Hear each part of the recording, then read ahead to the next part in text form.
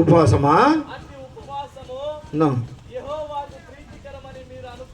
అనుకుందురా?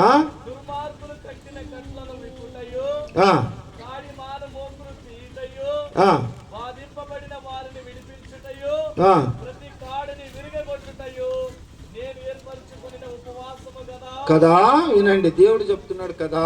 అంటే అది సత్యము. మనం ఎట్లా ఉండాలంటే ఉపవాసం చేస్తే చాలదు, అది దేవునికి ప్రీతికరమైనది కాదు.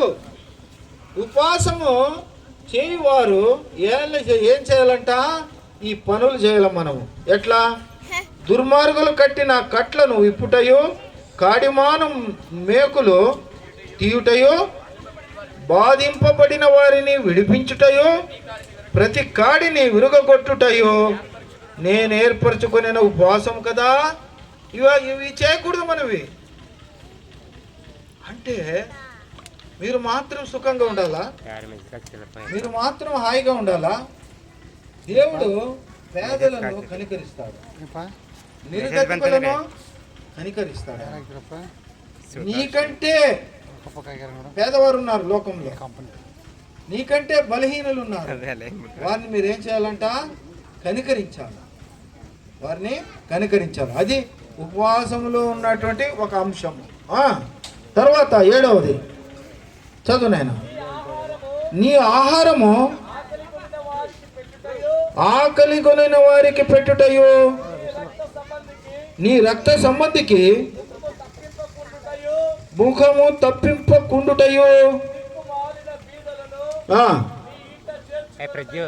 వస్త్రహీనుడు కనబడినప్పుడు ఇచ్చుటయు. నిలబడినాయన చూడండి దేవుని వాక్యము. మనం ఏం చేస్తామంటే, పక్కింటి ఆమె అన్నం వండింది, చారు లేదు. అన్నం వండింది, రొట్టె కాల్సింది, చట్నీ లేదు. అక్క ఏమైనా చారు ఉంటే ఇస్తావా అక్క అని అడిగితే, ఈమె కోడి మాంసం చేసింది. ఏమేం చేస్తుంది? ముచ్చిపెట్టేస్తుంది. ముచ్చిపెట్టి నేనేం చేయలేదు, చారు లేదు, చట్నీ లేదు, ఏమీ లేదు.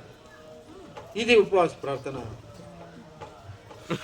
అవన్నీ చేసి ఆమె చారు అడిగితే ఇవ్వలేదు, పప్పు అడిగితే ఇవ్వలేదు, చట్నీ అడిగితే ఇవ్వలేదు, ఆకలి కొనింది, తినేకి లేదు.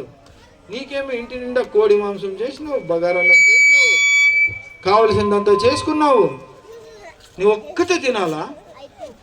ప్రభు ఏమంటున్నాడు? ఆకలి కొనిన వారికి మీరేం చేయాలా? ಸುರೇಶ ಏನ್ ಮಾಡ್ಬೇಕು? ಇಡಬೇಕಪ್ಪಾಜಿ. ಒಗ್ಗರಣೆ ಮಾಡ್ಕೊಂಡು ನೀನು ಒಬ್ಬನೇ ತಿಂದ್ರೆ ಆಯ್ತೇನಪ್ಪ? ಇಲ್ಲ. ಏನ್ ಮಾಡ್ಬೇಕು ಒಗ್ಗರಣೆ ಮಾಡಿದಾಗ? ಯಾರ ಇದಾರ ನೋಡ್ಬೇಕು, ಒಂದ್ ಸ್ವಲ್ಪ ತನ್ನ ತೆಗೆದಿಡ್ಬೇಕು, ಹಚ್ಕೊಂಡು ಅವ್ರಿಗೆ ಕೊಡ್ಬೇಕು. ಇದು ಮಾಡ್ಬೇಕು. ಕನಿಕರ ಇರ್ಬೇಕು ನಿಮ್ಮಲ್ಲಿ. ಯೇಸು ಸ್ವಾಮಿ ಕನಿಕರ ಐತೆ ಇಲ್ಲ? ಯೇಸು స్వామి వాక్యం ఏం ಹೇಳಿದಾನೆ? యేసయ్య వాక్యం ఏం చెప్పాడు? క్రీస్తుకు కలిగిన మనసు నీవును కలిగి ఉండు. క్రీస్తుకి ఏముంది? ఆయనకి ప్రేమించే మనసు ఉంది, రెండవది క్షమించే మనసు ఉంది, మూడవది ప్రార్థించే మనసు ఉంది. ఈ మూడు విషయాలు నీలో ఉందా? నిన్ను నువ్వు పరీక్షించుకో. ఈరోజు ఆమె చారాడి తీయలేదు, కోడి మాంసం పెట్టుకున్నావు, పప్పు చేసుకున్నావు, పప్పు ఇలా, చారు ఇలా, కోడి చారు ఇలా, పచ్చడి చట్నీ కూడా ఇవ్వలేదు. అంటే ఇచ్చే మనసు నీకు లేదు. అంటే మనసు లేదంటే నీలో ప్రేమ లేదు. ఉందా లేదా? అయ్యో, యేసు ప్రభు వారు వాక్యంలో చెప్పారు, మనం ఏం చేయాలా? నీకంటే తక్కువ స్థితిలో ఉండేవారు, ఆకలి కొనిన వారికి నువ్వేం చేయాలా? పెట్టాలా. ఒక ఊరిలో ఒక అమ్మ ఉంది, సేవ చేస్తుంది.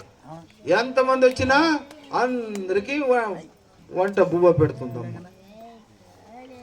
ఇంట్లో రేషన్ ఉందో లేదో చూడదు, ప్రభు నామంలో సహాయం చేస్తుంది. ఆమె ప్రార్థన చేస్తే అద్భుతాలు జరిగిపోతాయి, ఆశ్చర్య కార్యాలు జరిగిపోతాయి, స్వస్థత కార్యాలు జరిగిపోతాయి. మన మధ్యలో ఉండరు అమ్మ. ఎవరు? మన సునీతమ్మ. సునీతమ్మ ఇంటికి ఎంతమంది పోయినా కరువు లేదు, ఇంట్లో కరువు లేదండి. ఎందుకంటే ఆమెకి ఇచ్చే మనసు ఉంది. ఆమె దేవుని ప్రేమను కలిగింది. ఎవరైనా వస్తే చన్నీళ్ళైనా ఆయన కనీసంగా కూర్చోబెట్టి, ఒక అమ్మ కడుపు నొప్పి తట్టుకోలేక డాక్టర్ దగ్గరికి వెళ్ళాలని ఆమె బాధపడుతూ వచ్చింది. ఇంకా ముందుకు నడిచే శక్తి లేక ఆమె ఏం చేసింది, అమ్మోళ్ళ కట్ట కింద కూర్చొనింది. సునీతమ్మక్క వాళ్ళ ఇంటి కట్ట పైన మెట్ల పైన కూర్చొనింది. కూర్చున్న ఒక్క క్షణానికే ఆమె కడుపు నొప్పి నీళ్లు పడిపోయింది. హల్లెలూయా, హల్లెలూయా. ఇది ఇంత ఏమనుకుంటున్నారు? ఇది ప్రభావము. ఆమె చేస్తున్నటువంటి ప్రార్థనలు, ఉపవాస ప్రార్థనలు యేసుక్రీస్తు చెప్పినటువంటి ప్రేమను కలిగింది కాబట్టి ఆమె ఇంటి మెట్లు కూడా ప్రభావం కలిగింది. హల్లెలూయా. అలాంటి మనసు మీకుందా? ఎవరైనా బాధపడుతున్నారా? వారి కొరకు మీరు కనికరించండి, దయ చూపించండి, సహాయం చేయండి. ఏది లేదా వారి కొరకు ప్రార్థించండి. హల్లెలూయా. అది అలాగూ చేస్తే దేవునికి ఇష్టకరం. ఒట్టి ఉపవాస ప్రార్థనే చేసుకుని పోతున్నట్టే దేవునికి ఇష్టమా? ರಾಮಾಂಜಿ ಬರೇ ಉಪವಾಸ ಪ್ರಾರ್ಥನಾ, ವಾರೆಲ್ಲ ಉಪವಾಸ ಪ್ರಾರ್ಥನೆ. ಯಾರಿಗೆ ಚಟ್ನಿ ಕೊಡಂಗಿಲ್ಲ, ರೊಟ್ಟಿ ಕೊಡಂಗಿಲ್ಲ, ಏನೇನು ಕೊಡಂಗಿಲ್ಲಪ್ಪ. ನಮಗೆ ಇಲ್ಲ, ನಿಮ್ಗೆ ಅವನು ಕೊಡ್ತಾನೆ ನಡಿ ಅಂತೀಯಾ? కొడబేకప్ప. చూస్తున్నాను ఇండ్లలో, ప్రతి ఇండ్లలో ఇక్కడ హనుమాపురంలో అందరూ భోజనాలు పెడుతున్నారు. ఎందుకు ఇలాంటి కార్యక్రమం జరుగుతుంది ఇక్కడ ఈ ఊరిలో అంటే అందరూ యేసు క్రీస్తును ప్రేమిస్తున్నారు. హల్లెలూయా. చప్పట్లు కొడదాం ఒకసారి యేసు క్రీస్తు వారికి. అది యేసుక్రీస్తు కలిగిన మనసు మీరు కలిగి ఉండండి అంటే ఇదే ఉపవాస తాత్పర్యం మనకి. అమ్మా వింటున్నారు కదా? మరి ముందుకు చదువుదామయ్యా. 7వ వచనం 8. దిక్కుమాలిన బీదలను నీ ఇంట చేర్చుకొనుటయు, వస్త్రహీనుడు నీకు వానికి వస్త్రములు ఇచ్చుటయు దేవునికి ఇష్టమంట. రోజు ఒక డ్రెస్ చేంజ్ చేస్తారు మనుషులు. కొంతమంది షర్ట్ లేకుండా ఒక మనిషి కలిపాడు అంటే ఒక షర్ట్ కూడా ఇవ్వడు. అమ్మకి నేను అరిసేవాడిని అప్పుడు. 1500 చీరలు అమ్మకి. ఎన్ని చీరలమ్మా? 1500 చీరలు. అంటే గజిటెడ్ ఆఫీసరు ఉండని అన్య. తర్వాత ఆమె వాక్యం తెలుసుకున్న తర్వాత ప్రతిసారి ఒక 20-30 చీరలు తెచ్చి సంఘంలో బిడ్డలకి ఇస్తున్నారు. ఇది కదా యేసు ప్రభు కావాల్సింది. నేను ఉపవాసం ఉంటాను, నేను ఉపవాసం ఉంటే నీ చీరలు చినిగిపోతాయి. చీరలు ఏమైపోతాయి? చినిగిపోతాయి. ఒకరికి ఇచ్చినట్లన్నా కాలేదు, నువ్వు కట్టుకున్నట్లన్నా కాలేదు. ఊరికైనా దగ్గర 1500 చీరలు ఉన్నాయంటే ఏ లాభమో? అది కాదు. నీకు క్రీస్తు మనసు ఉంటే పేదల్ని గుర్తిస్తే వారికి సహాయం చేయాలి. హల్లెలూయా. ఏం చేయాలి మనము? సహాయం చేయాలి. నీకు 10 జతలు బట్టలు ఉన్నాయనుకో, ఒక జత ఎవరు ఉంటారు వాళ్ళకి ఇవ్వండి, కనికరించండి. అవునా? ఈ శరీరాన్ని కాపాడుకోండి, దేవుడే కాపాడుకోండి. ఎన్నేళ్ళు బతుకుతారు మీరు? ఉడుగురే అమ్మా, తల్లులారా, అయ్యల్లారా, ఒక మాట నాకు చెప్పండి. ఎన్నేళ్ళు బతుకుతారు మీరు? 1000 ఏళ్ళు బతుకుతారా? రామయ్య ಎಷ್ಟು ವರ್ಷ ಬದುಕ್ತೀಯಪ್ಪ? దేవుడి చిత్త. హల్లెలూయా. ఎన్ని పోనీ ఒక 100 ఏళ్ళు బతుకుతారా? ನಾಳೆ ಬದುಕ್ತೀಯಾ? ಗ್ಯಾರಂಟಿ ಇಲ್ಲ. ವಾಚ್ಗೆ ಒಂದು ಗ್ಯಾರಂಟಿ ಐತೆ, మొబైల్ ఫోన్కి గ్యారంటీ ఉంది, నీళ్లకు గ్యారంటీ ఉంది. నా ప్రాణానికి, నీ ప్రాణానికి ఉందా? నాది ప్రాణమే, నీది ప్రాణమే, నీది గ్యారంటీ లేదు. నీటి మీద ఉడగలాంటిది మన ప్రాణం. ఎప్పుడు పోతామో తెలియదు. ఎప్పుడు పోతామో తెలుసా? తెలీదు. 139 కీర్తన 16వ వచనంలో చెప్తాడు దేవుడు, మనం తల్లి గర్భములో రూపింపక మునిపే మనం తెలుసంట. దేవుడు చూశాడు. తల్లి గర్భంలో ఉండి జననము కానుపవుతుంది కదా, అప్పటి నుంచి పట్టి మనం చనిపోయే వరకు ప్రతి విషయం కూడా ఎక్కడ పుట్టాలా, తల్లి గర్భంలో పుట్టాలా, ఏ ఊర్లో ఎంత సమయానికి, అన్ని ప్రతి ఒక్కటి కూడా లిఖితములాయను అని రాయబడింది. దేవుని వాక్యం సెలవుస్తుంది. అన్ని కూడా రాసి పత్రం మన చేతికిచ్చి ప్రభు లోకంలోకి పంపిస్తాడు. మీరు అనుకుంటున్నారు ఆర్డిటి వారు లేకుండా పోయింటే ఈ ఊర్లో ఇండ్లు ఉండేవా? లేవు. ఇండ్లే లేవు. నాకు తెలుసు, 35 ఏళ్ళ కింద వచ్చాను నేను. ఈ ఊర్లో ఇండ్లే లేవు. కష్టము ప్రజలు, ఎందుకంటే వర్షాలు లేవు, పనులు లేవు, ఎట్లా బతుకుతారు ప్రజలు? కానీ దేవుడు ఏం చేశాడు మీ కొరకు? ఫాదర్ ఫెర్రర్ని స్వీడన్ దేశం నుంచి ఇండియాకి మన రాయలసీమకు పంపించి ఆర్డిటి అనే ఒక సంస్థను ఆయన సంస్థాపించారు. రాయలసీమ డెవలప్మెంట్ ట్రస్ట్ అని. వాళ్ళు ఇండ్లన్నీ కట్టించారు. ఊర్లో ఇండ్లు కాదు, రాయలసీమ మొత్తంలో అందరికి ఇండ్లు కట్టించారు. ఎందుకు కట్టించారు వారు? ఎందుకు కట్టించారంటే దేవుని వాక్యము అయ్యా ఫెర్రర్ ఆయన తెలుసుకున్నాడు. పేదల్ని ప్రేమించి ఆయన ప్రేమించకపోతే మీ ఇంట్లో ఈరోజు ఇండ్లు ఉండేవా? మళ్ళీ మీరెందుకు ప్రేమిస్తలేదు ఇతరులని? మీకంటే తక్కువలో, మీకంటే కష్టంలో ఉన్నవారిని మీరెందుకు ప్రేమించకూడదు? ఈరోజు దేవుని వాక్యం మీకు సెలవిస్తూ ఉంది. మీరు కూడా ప్రభు చెప్పిన మాటను మీరు వహించాలి, శిరస వహించాలి. దాని ప్రకారం నేను ఈ పాత నిబంధన నుంచి మళ్ళీ కొత్త నిబంధన పోతాను. ఇంకా 2 వాక్లో ఈ ఇంటికి పోయిన తర్వాత మీరు మొత్తం అధ్యాయాన్ని చదువుకోండి. 58 చాలా చక్కగా కొన్ని మాటలు దీంట్లో. మరి 9వ వచనం చదువయ్యా.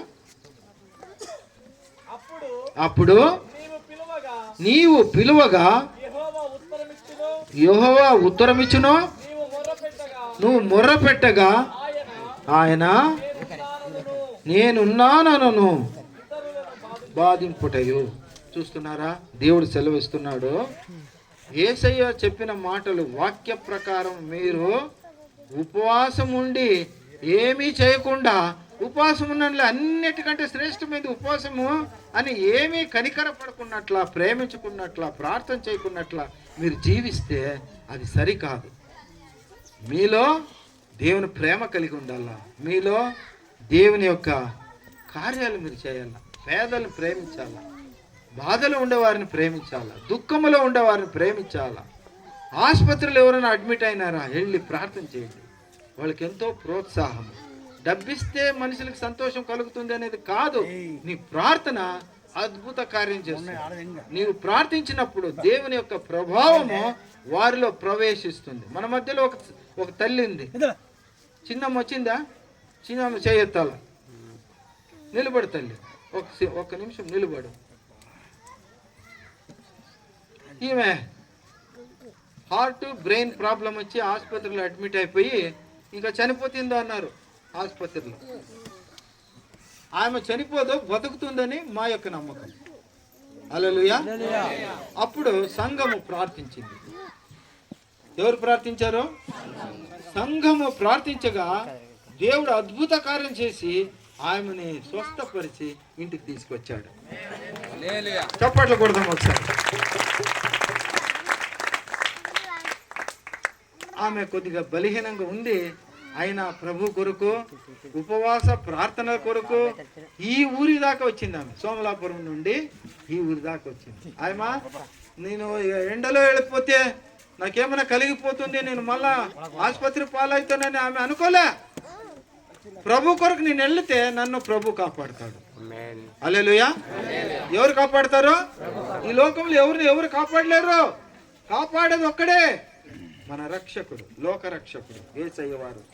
హల్లెలూయా. ఆయన అంటున్నాడు, నీకు ఉత్తరం ఇస్తాను అంటున్నాడు. వాక్యంలో చూడాలి, అది చదువునైనా 9. అప్పుడు నీవు పిలువగా అంటే దేవుణ్ణి యేసుక్రీస్తుని పిలువగా యెహోవా అప్పుడు నీ ప్రార్థనకి ఉత్తరం ఇస్తాడు.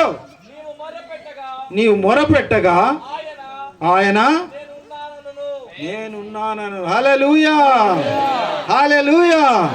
చూస్తున్నారా, దేవుడు ఉత్తరం ఇస్తున్నాడండి. మీకు వాక్యంలో సెలవిచ్చాడు ఆయన మనకు.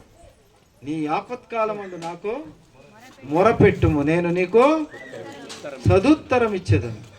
మంచి ఉత్తరం, జయప్రదంగా ఉన్నటువంటి ఉత్తరము నేను ఇస్తాను అని ఆయన సెలవిస్తున్నాడు అని చెప్తున్నాడండి. నేను సహాయం చేస్తానని చెప్తే మీరు నమ్మకుండా ఉంటున్నారే. నేను మీకు ఏం గ్యారెంటీ ఇవ్వలేను. నాకు అది కావాలా ఇది కావాలని మీరు అడిగితే బావయ్య నేను అక్కడి నుంచి తెచ్చిస్తాను మీకు అంటాను కదా. యేసయ్య అట్లా అంటాడా? లేదు. ఆయన అంటున్నాడు, నువ్వు ఉండే రీతిలో ఉండి చేయవలసింది చేసి ఉపవాస ప్రార్థన చేసినప్పుడు నీ ప్రార్థనకు ఉత్తరం ఇస్తాడు ఆయన. హల్లెలూయా. ఎప్పుడు ఇస్తాడు ఉత్తరము? నీవు వాక్య ప్రకారం ఉండవలసిన రీతిలో ఉండి ఉపవాస ప్రార్థన చేసినప్పుడు నీ ప్రార్థనకు ఆయన ప్రభావమును చూపిస్తాడు. హల్లెలూయా. మరి అటువంటి ప్రార్థన నీలో ఉందా? గర్వపడొద్దు. నేను ఉపవాస ప్రార్థన చేస్తున్నాను, నేను ఉపవాస ప్రార్థన చేస్తున్నాను. వేషధారణ చేయొద్దు, డ్రామా చేయొద్దు, నాటకం చేయొద్దు. వేషధారులు దేవుడు ఇష్టపడాడు. ఆయన కోరుకునేది పేదల్ని మీరు కనికరించాలా, దయ చూపించాలా, కష్టంలో ఉండేవారికి సహాయం చేయాలా, దుఃఖంలో ఉండేవారికి, వేదన, శోధన, ఆవేదన, రోదనలో ఉండేవారిని మనం కనికరించాలా, దేవుని వాక్యం చెప్పి వారి కొరకు ప్రార్థించాలా. ఆ ప్రార్థన చేసినప్పుడే మరి నీ ప్రార్థన దేవుడు వింటాడు. నేనున్నాను అని మీకు ఆయన వాగ్దానం చేస్తున్నాడు. అట్టి ప్రార్థన మీలో ఉందా? ఉండకపోతే ఈరోజు తీర్మానం చేసుకున్నావు, నేను ప్రార్థన చేస్తే ఇతరులకు సహాయకరంగా ఉంటూ ఆయన్ని నేను వేడుకుంటాను, ప్రార్థిస్తాను. అప్పుడు తండ్రి అయిన దేవుడు యేసుక్రీస్తు ద్వారా నాకు సహాయం చేస్తాడు. నేను చేసిన ప్రార్థనకు ఆయన తప్పకుండా ప్రభావాన్ని చూపిస్తాడని నువ్వు నమ్మాల. అప్పుడే నీ ప్రార్థన దేవుడు వింటాడు, ఆయన కనికరిస్తాడు, నీ ప్రార్థనకు జయమనిచ్చి జయప్రదంగా నడిపిస్తాడు. సరే, ఇది పాత నిబంధనలో ఉన్నటువంటి అంశాలు. మళ్ళీ కొత్త నిబంధనకి వెళ్దాం. కొత్త నిబంధన మత్తయి 6వ అధ్యాయము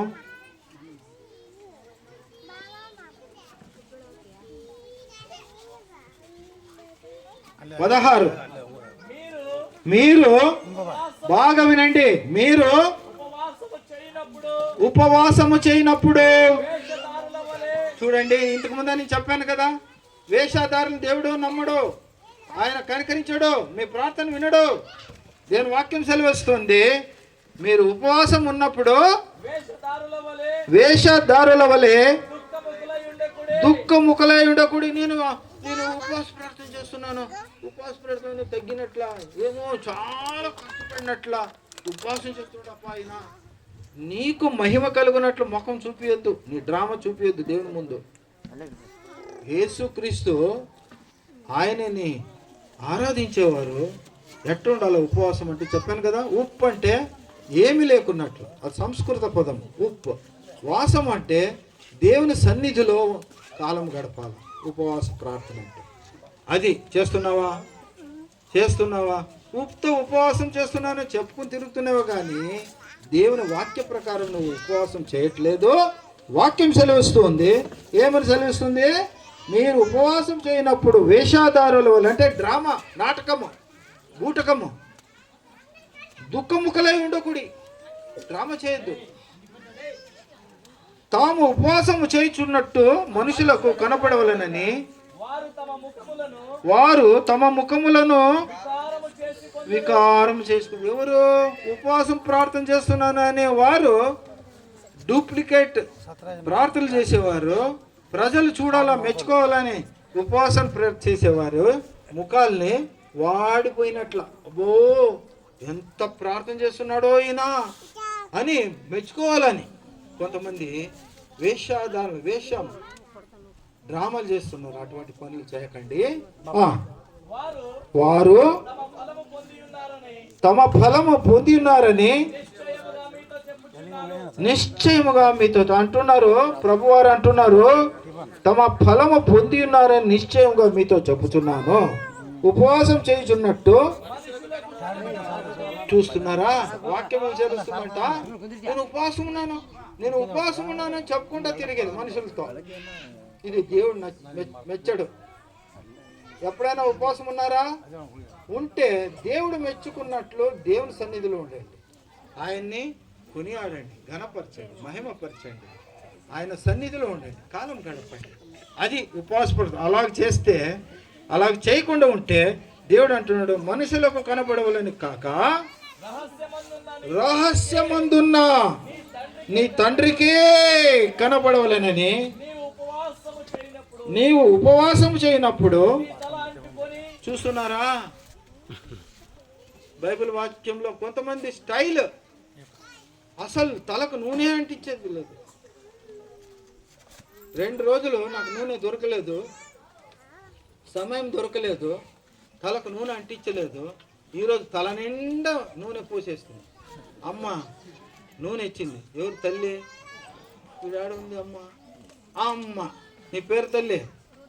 రూతమ్మ కనికరించి, అయ్యా కొబ్బరి నూనె తీసుకోండి అని తెచ్చిస్తే, కనికరిస్తే నా తల నిండా అంటి పరేస్తాను. ప్రభు వాక్యంలో ఏం చెప్తున్నాడు? నీ తలను ఏమంట? తలను అంటుకొని. వా, సూపర్ రా నాయన. ఏమ్రా తల చెప్పు. అంటుకున్నా? అగ్గి అంటుకున్నా? తలకేమంటించుకుని కొంతమంది ఏం చేస్తారు? అగ్గి అంటించుకుంటారు. తిక్కోడు పిచ్చోడు చేసినట్లు చేస్తుంటారు. అట్లా వద్దు. మామూలుగా తలకాయ నూనె అంటించుకొని స్నానం చేసుకోవాలి. అవునా? అమ్మా ఏం చెప్తున్నాడు అని సంశయపడద్దు తల్లి. దేవుని వాక్యం చెప్పిందే నేను చెప్తున్నాను, ఇక్కడ ఉన్నదే నేను చెప్తున్నాను. ఏమంటా? చదవయ్యా. నీవు ఉపవాసం చేయనప్పుడు నీ తల అంటుకొని నీ ముఖము కడుగుకొనుము, అప్పుడు రహస్యమందు చూచుచున్న నీ తండ్రి. ఆమేన్. ఒకసారి అందరూ చప్పట్లు కొడదామా? హల్లెలూయా, హల్లెలూయా, హల్లెలూయా. ప్రార్థన ఎందుకు చేస్తామయ్యా? ప్రార్థన ఎందుకు చేస్తామంటే తండ్రి నుంచి ప్రతిఫలము కొరకే. హల్లెలూయా. చాలా మంది ఏం చేస్తారంటే మామూలుగా ప్రార్థనలు చేసుకుంటూ ఉంటారు. ఆ ప్రార్థన చేసినప్పుడు వారికి ప్రతిఫలం దొరకదు. ఎందుకంటే ఏమో లోపం ఉంది నీ ప్రార్థనలో. నిజమైన ప్రార్థన తండ్రి అయిన దేవుడు చెప్పినట్టు మీరు కనికరం కలిగి, దయ కలిగి, సంఘంలో ఉండే బిడ్డల్ని, ఊరిలో ఉండే బిడ్డలు, తెలిసిన వారు ఎవరైనా కష్టాల్లో ఉంటే, నష్టాల్లో ఉంటే, సంకష్టాల్లో ఉంటే కనికరించండి, సహాయం చేయండి. సహాయం చేయకపోతే కనీసము వారి కొరకు మీరు ప్రార్థించండి. ప్రార్థన వారికి ప్రభావం తెచ్చి ఇచ్చును. కాబట్టి దేవుడు ఈరోజు నీతో నాతో మాట్లాడుతున్నారు. కళ్ళు మూసుకోండి, ప్రార్థిద్దాము. యేసయ్యా నాయనా, ఈ గ్రామాన్ని ప్రేమించి మీరు